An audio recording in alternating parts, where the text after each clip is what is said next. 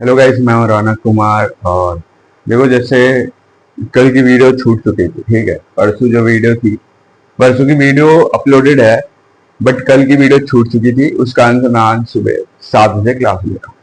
देखो, 7 बजे क्लास लेने का मतलब है कि पूरे दिन टाइम ना होगा, ठीक है। टाइम नहीं था मेरे पास, इसलिए मैं 7 बजे क्लास ले रहा हूँ। जल्दी जल्दी हम ये चैप्टर खत्म करेंगे, क्योंकि अभी देखो, अभी बहुत सारे पार्ट्स अभी हमने नहीं किए हैं। अभी तक हम बस सेकेंड पार्ट पे ही बैठे। चलो, इसमें है लॉ ऑफ कांस्टेंट प्रोपोर्शन और law Dalton atomic. Dalton atomic theory आप जैसे पढ़ोगे तो आप डेल्टन जी के बारे में समझोगे, क्या उन्होंने क्या क्या किया है। और ये जब आप पढ़ोगे लॉ ऑफ कांस्टेंट प्रोपोर्शन, तब आप कांस्टेंट प्रोपोर्शंस के बारे में, उनके कानून के बारे में आप डीपली समझोगे। चलते हैं, स्टार्ट करते हैं क्लास।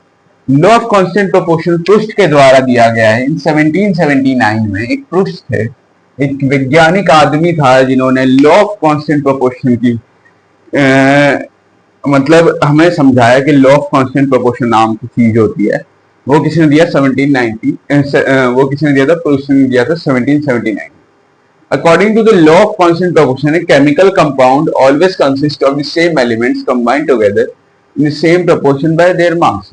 मतलब जो केमिकल कंपाउंड होता है वो हमेशा कंसिस्ट करता है एक सेम एलिमेंट्स, और वो कंबाइन करता है, एक साथ कंबाइन हो जाते हैं और वो एक सेम प्रोपोर्शन बनाते हैं उनके मास से, बाय देयर मास। अब ये दो पॉइंट अगर आपने ठीक से लर्न कर लिया ना लॉ ऑफ कांस्टेंट प्रोपोर्शन के, तो समझो, तो अगर आपके एग्जाम में आया कि राइट सम फ्यू, या आया कि लॉ ऑफ कांस्टेंट प्रोपोर्शन को आप बस 10 to 50 वर्ड्स में आप एक्सप्लेन करके दिखा दीजिए, तो आप ये लिख दोगे ना, तो आपका नंबर मिल जाएगा। अब ये मेन चीज है। इसके आगे मैं बोलता हूं तो स्टार लगा लो, स्टार लगा लो, ये ठीक है, स्टार लगा लो। ये बहुत ज्यादा मेन चीज है, डेल्टन एटॉमिक थ्योरी। बहुत बार पूछा गया है एग्जाम्स में, क्यों ना वो हाफ ईयरली हो, क्यों ना वो एनुअल हो, क्यों ना वो आपका पीरियोडिक टेस्ट हो, कोई भी टेस्ट हो, उसमें ये सबसे ज्यादा पूछा गया है। तो उस इस पे ध्यान ज्यादा देना है, डेल्टन एटॉमिक थ्योरी पे। ये तो आप रट्टा मार के भी कर लोगे, इसको समझना भी पड़ेगा, ठीक है।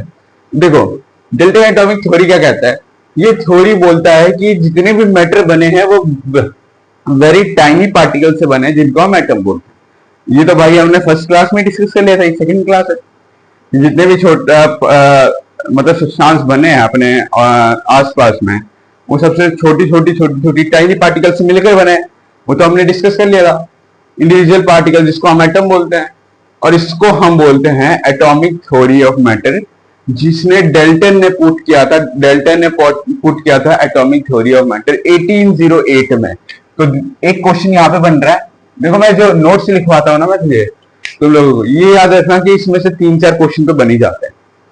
तो वो ऐसे मत हवाबाजी में कर देना कि चलो जो लिखवाया लिखवाया, पढ़ लेते हैं एक बार। नहीं, आपको मैं बता रहा हूँ, जैसे आप लिखोगे ना नोट्स, आप पढ़ रहे हो, आप पढ़ते पढ़ते आप साइड में ऐसे पढ़ो डीपली कि आपको साइड में क्वेश्चन में मिले। आपको जब क्वेश्चन मिले तो साइड में जो साइड वाला पेज होता है उसमें आप क्वेश्चन लिखते जाओ, उसका आंसर आप लिखते जाओ। तो आपको ऐसे एक्स्ट्रा क्वेश्चन में मिल रहा है ना, जो मतलब एग्जाम में पूछ सकते हैं, एक्स्ट्रा क्वेश्चन जो हमें पता भी नहीं रहता और वो इंडिविजुअली आ जाता है, ठीक है। तो जो थ्योरी है सभी मैटर्स का, वो बना रहता है टाइनी इंडिविजुअल पार्टिकल से, जिसको हम एटम्स बोलते हैं। ये atomic theory of matter Dalton ने पुट किया था। एटॉमिक थ्योरी ऑफ मैटर कब पुट किया था? 1808 में। एमसीक्यू क्वेश्चन बनेगा, ठीक है। अब कुछ इसके व्यू पॉइंट्स दे रखे हैं 3, तो हम वो देख लेते हैं। पहला है, all matter is made up of very tiny particles called atoms which participate in a chemical reaction. तो जितने भी मैटर्स बने हैं ना, वो बहुत छोटे छोटे पार्टिकल से बने हैं, जिनको हम बोलते हैं एटम।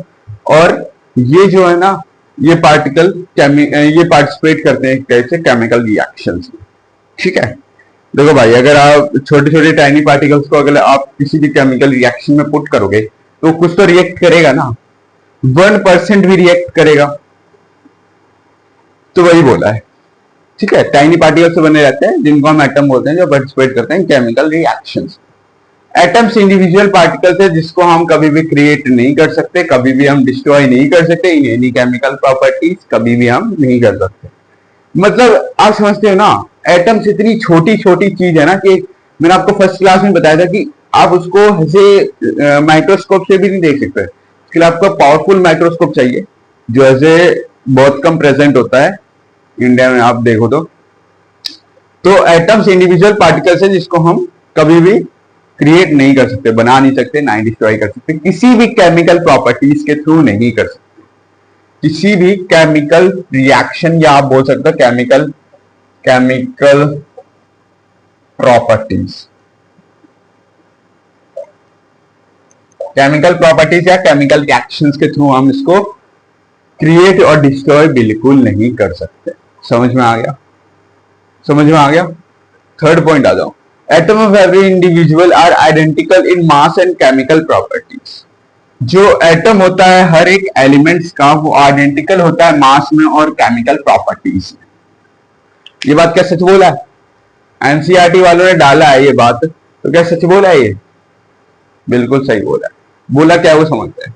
एटम जितने भी एलिमेंट्स में, जितने भी सारे जो एलिमेंट्स है, उनके जो एटम्स है वो आइडेंटिकल मास है केमिकल प्रॉपर्टीज, केमिकल प्रॉपर्टीज के हैं। जो केमिकल प्रॉपर्टीज अभी ऊपर डिस्कस किया ना, केमिकल रिएक्शंस को हम बोलते हैं केमिकल प्रॉपर्टीज। जैसे आप बोलो सॉल्यूशन ए है, कुछ भी आप लेट कर लो, आप जैसे करते हैं ना, रिएक्शंस करते रहते हैं, एक्सपेरिमेंट्स करते रहते हैं, तो उसी बात चल रही है कि इंडिविजुअल पार्टिकल्स कभी भी केमिकल रिएक्शंस में डिस्ट्रॉय नहीं करते। तो आज की क्लास नहीं खत्म होती है। तो एक बात और, ये आपका सेकेंड पार्ट ये है। थर्ड पार्ट आपको बहुत जल्द मिलेगा, क्योंकि अभी हम जो सिलेबस हमारा जो चल रहा है ना, वो हम बहुत पीछे हैं, बहुत के बहुत पीछे हैं। अभी हमें बहुत कुछ करना, मतलब आगे जा करके, जैसे आपको ग्रेविटेशन के बाद एक और चैप्टर था ना, वर्क एंड एनर्जी, वो करवाना था फिजिक्स का, वो करवा दूंगा मैं। पहले इस पे ध्यान देते हैं हम, एटम्स एंड मॉलिक्यूल्स पे। एक बात और याद रखो, जैसे आज मैंने पढ़ा दिया आपको, बस 15 मिनट निकाल करके आपको जितना भी मैंने पढ़ाया है वो सब आप स्क्रीनशॉट ले लो आप इस नोट्स का।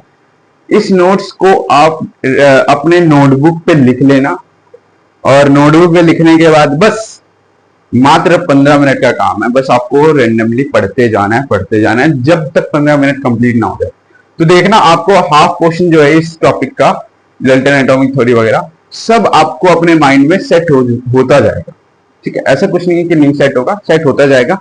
तो सबसे पहले तो याद करते रहना, ठीक है, याद करते रहना, और आगे की क्लास आपको बहुत जल्द मिलेगी।